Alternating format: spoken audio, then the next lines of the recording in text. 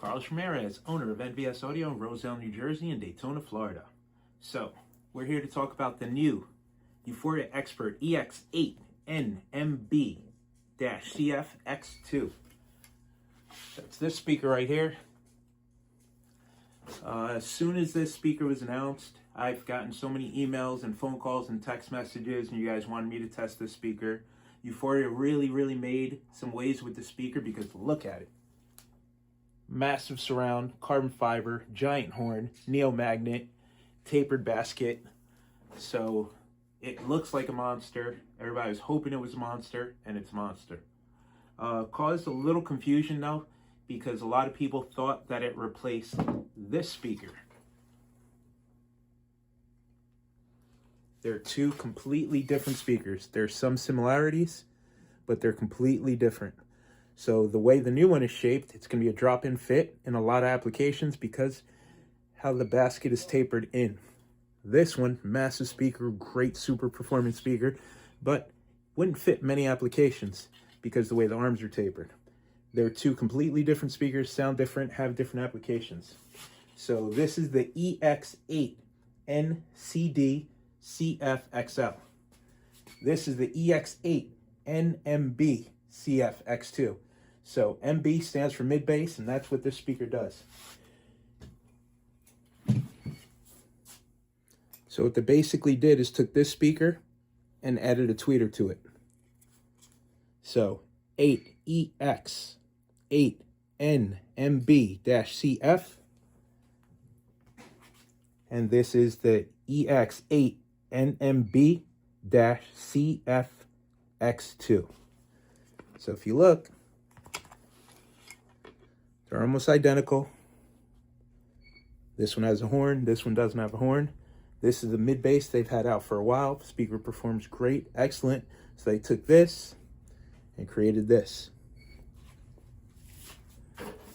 So just by looking at the speaker, I had a feeling of what it was going to look like on the RTA, and I was right. So being that it's got the large surround, I knew it was going to have a strong mid-bass. It's got a large horn tweeter. The design of the waveguide is different than the usual waveguide that they have. So the tweeter sounds different, and it's actually less aggressive than the older style tweeter. So I knew it was going to be strong in the mid-bass. I knew the tweeter was going to be strong, and I knew the mid-range was going to be less pronounced than the mid-bass, and that's exactly what we saw in the RTA. I thought the speaker was going to be hard to tune, but it actually wasn't. So as muscular as the speaker is, it sounds good, takes power, and sounds good doing it.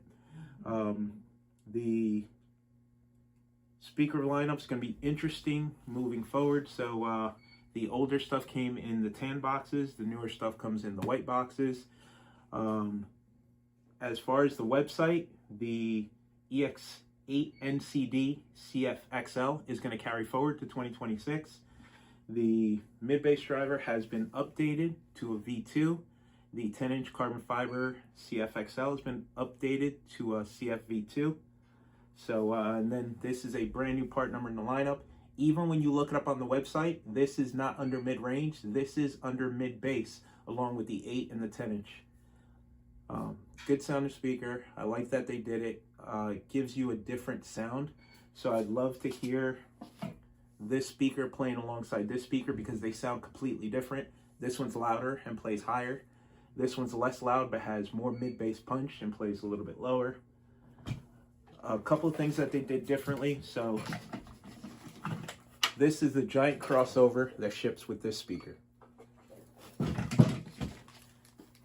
This speaker, the new one, does not ship with that. It ships with a regular 6 decibel per octave capacitor.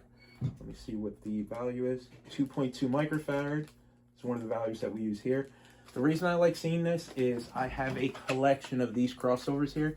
The reason we don't use these is if we're doing a big setup, it's going to be run active, so the tweeter and the woofer have their own channel or their own amplifier. This is actually the weakness of this speaker because this speaker can handle an ungodly amount of power. Passive crossover networks are only good for a couple hundred watts.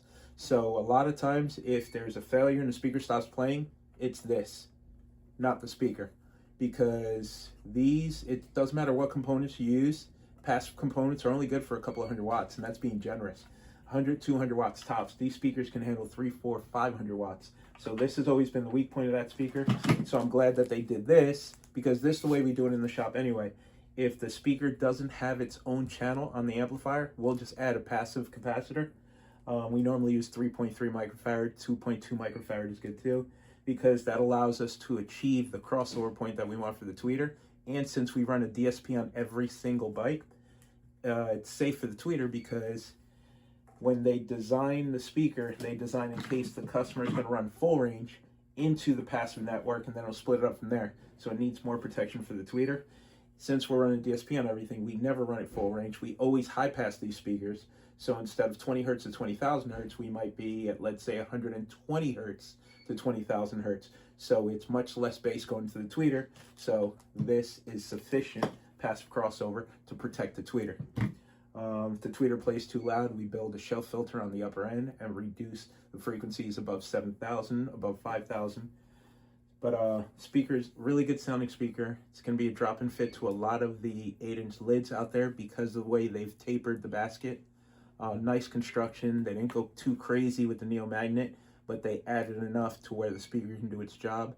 It's a good looking speaker, and it sounds better than I expected. I knew it was going to sound good, but this is not the first 8-inch out there with a really big, massive surround. The issue with those 8-inch that we've tested before, they require a lot of EQ to make them sound good. Not these. These sound pretty good out of the box. Minimal EQing. I think I touched 3 points on the EQ to get these to sound good. It's Euphoria Xpert. It's to be expected from them. They build good product, and they didn't disappoint this time around, as usual. This speaker has a 2-inch voice coil. The 8-inch mid-bass driver also has a 2-inch voice coil. I'm telling you, it looks like the identical speaker. They just added a tweeter to it. So a lot of you guys that have been using the Euphoria 8-inch in the tour pack. So this will give you a full range response without having to add tweeters on the side, or you can add tweeters on the side to give you an even higher frequency response. But I like that they did this. It adds flexibility to the line, because before they had the high power carbon 8, lower power carbon 8, the paper cone 8.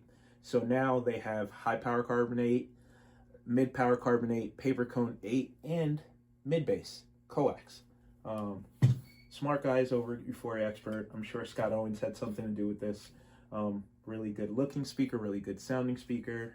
$1,300 for the pair is retail. And check it out. This is what they sound like.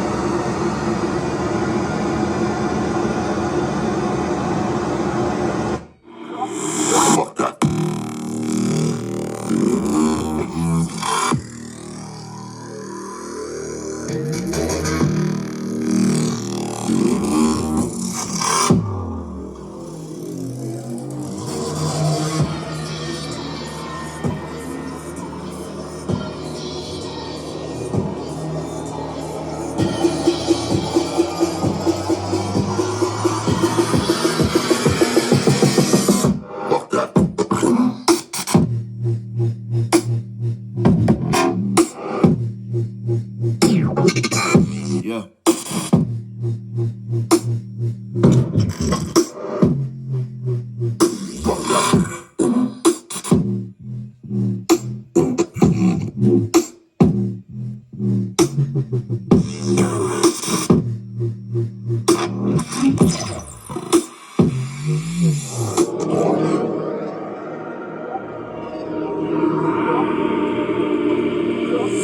Fuck that.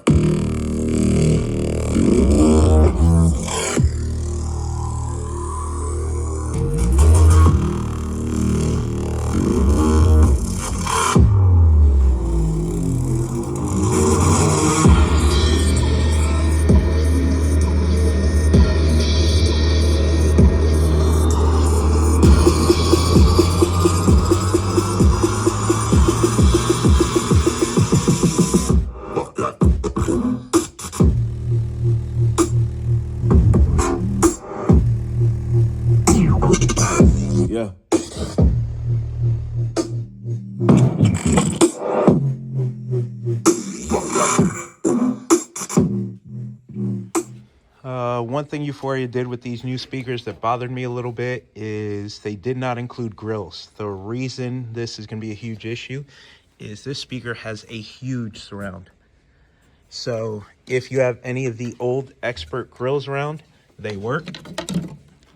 It comes really, really close, but has just enough clearance. But you see how close it is?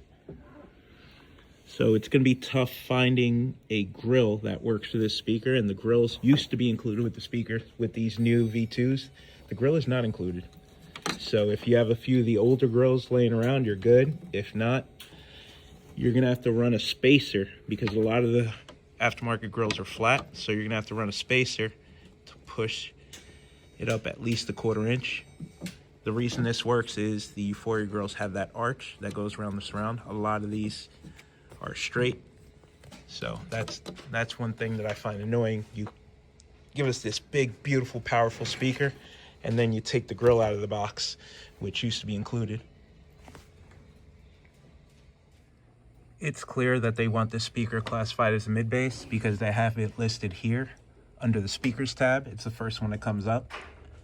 But if you go over to the mid-bass tab, click on mid-bass right here, it also comes up. So it's listed under mid-bass, 8-inch, 10-inch, 10-inch non-carbon, and the coax. And it's also listed under speaker. When you click on speaker, it's the first one that pops up.